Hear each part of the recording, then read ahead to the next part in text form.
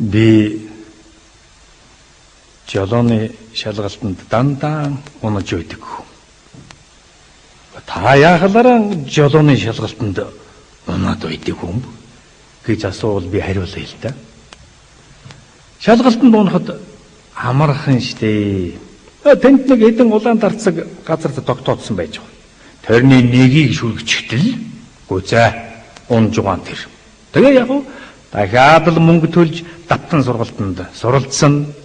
Би ингэж шалгалтанд 10 унаж 10 дахин сургалтын төлбөр төлж одоо бүр хоосордог дээрэн тулаад байна л да. Одоо надад нэг бол жолоодох гэж авсан машинаа зарах. Аль эсвэл шалгалтаа яаж хийж угаад давах. Ийм л хоёр зам үлдчих. Тэгээд би 10 дахь удаагийнхаа шалгалтаа өгч эхэллээ. Олон удаа өгч байсан юм чинь онол монолдоор бол торсонгүй. Тэр хөдөлгөөнд загвар үзүүлэн дээр чи баарсангүй. Тэгээд би ядаж байхнаа энэ шалгалтанд заавалчгүй унгааж тэр давтан сургалтын төлбөр авч үйд санаа намардаг. Энэ мавсан багш нарыг ер нь яйдээ вэз. За тэгээд яах вэ? Хурдны зам дээр гарахаас өмнө хүйд жолооны шалгалт өөх юм болж байна. Тэгээ яах вэ? Би сургалтын гэсэн хаягтай машинаа жолоодод сурсан зангаараа замд гарлаа. Хажууд багш байж байгаа. Энд чинь нөгөө намайг шалгалтанд 10 унгаж 10 дахин сургалтын төлбөр авсан хүнд гар шүү дээ. Биш.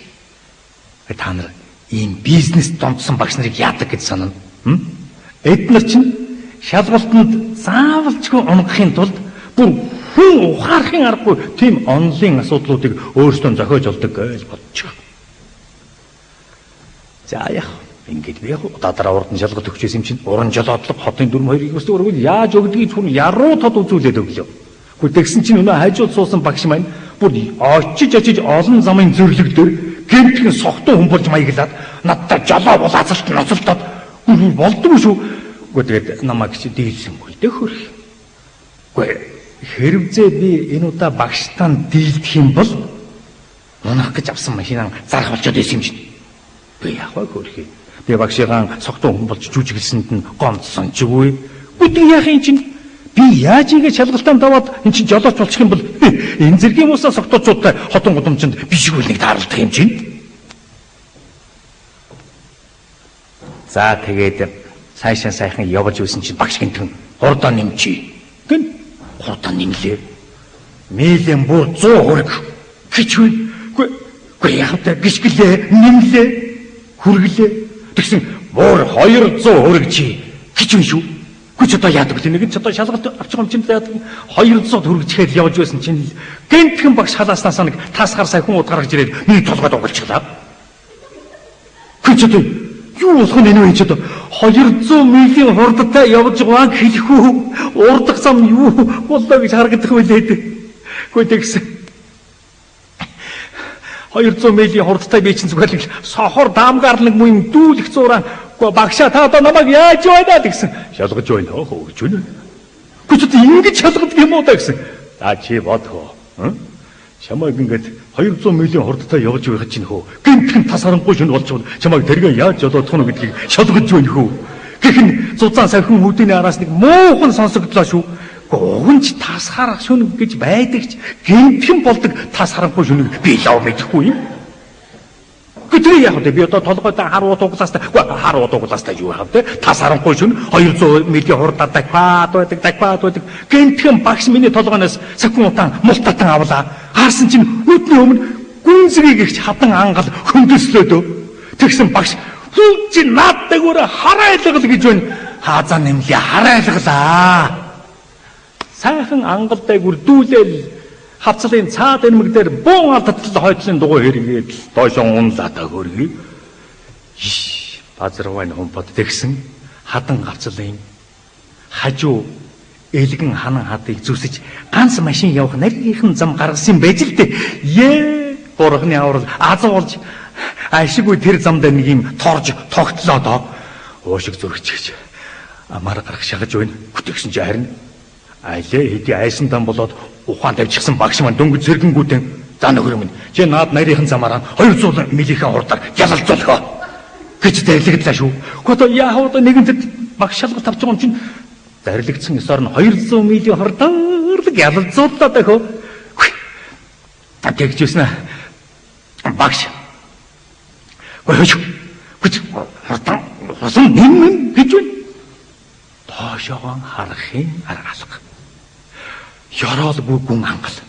Гүн ангал ёроолгүй ч гэжтэй ёроолгүй ч бас гэж хийж болохгүй маа. Ёроол бол байх нь бол байна. Тэгээд тэр зам дээрээс явж байгаа доошоо ингээ харахтаа зэрэгч юм шүү дээ. Энэ миний хурдж байгаа зам дээрээс нисэж өгсөн хөөрхий талигаачдын яс цас шиг зайраад машин тэрэгнийх нь овоорсон цэг үзэгдэж байх юм аа. Ингээд хурдж явсан чинь багш маань харин бүр ахиад намайг за чи машиныхан өрөөсөн талын 2 дугуйгаар өөлддөг гад нөгөө талынхан хойд 2 дугуйг нарийнхан гавслан хясааны ирмэг дээгүр агаарт хийргэлдүүлэн тавь гэж тушаалаа шүү. Бидээс бүр ядган гэж бүр шаргаж байгаад хэлсэн ёсоор нь өрөөсөн талынхан хойд 2 дугуйг агаарт хийргэлдүүлэн таглаа. Гэхдээ ингэж дахиж явах зураа. Гэхдээ багшаа та одоо намайг яаж байгаа юм бэ гэсэн. Шалгаж байна хөө гэж хэлвэш байна. Гэж одоо ингэж шалгадаг юм уу та гэсэн чинь чи бод. Чамайг энэ ганц машин багтах нарийнхан замаар ингээд 200 милийн хурдаар ялалзуулж явталчин өөдөөс нь дэмтэх машин гараад ирэх юм бол чамайг тэр машинтай яаж зэрхээ чинь ялгаж байна хөө гэдэг байна шүү дээ. Хэрэг. Би ингэж бас шалгадаг юм гэж бас байдаг а тамин. Тэгээд би багшаа гэхтлээ нэг мэдсэн таахан аравсан мэдхгүй цаашаа юу болсныг бүүмэд санахч юм алга. Би одоо бас л дахиад жолооны шалгалт өгөөл явж байна. Гэхдээ харин та нар намайг нөгөө ертөнцид очихсон жолооны шалгалт өгөө цогж явна гэж бодоогүй ээ. Би энэ удаад харин жолооны курсын шалгалтынхаа төлбөрийг өөр курсэд бас өөр багшид өгөөд ингэ шалгуулад явж байгаа нь энэ. Хажууд хөөрхөн нөмө хатуу багш маань алгаа. Зайлуулдаа тэр муу багш маань надаас өөр бас нэгэн сонсогчийг шалгалтанд нь унгаах гэж цахин удаан толгойд нь өгөрж явж байгаад маань юудныхан осолдсон юм байна лээ те. Эдээ энэ мөнгөнд шунана гэдэг үү? Амин насанд аюултай гэдэг нь ч үнэндэг эдээ. Монголчуудын энэ бие биеийн шулах өвч юм нэг л алан шүү.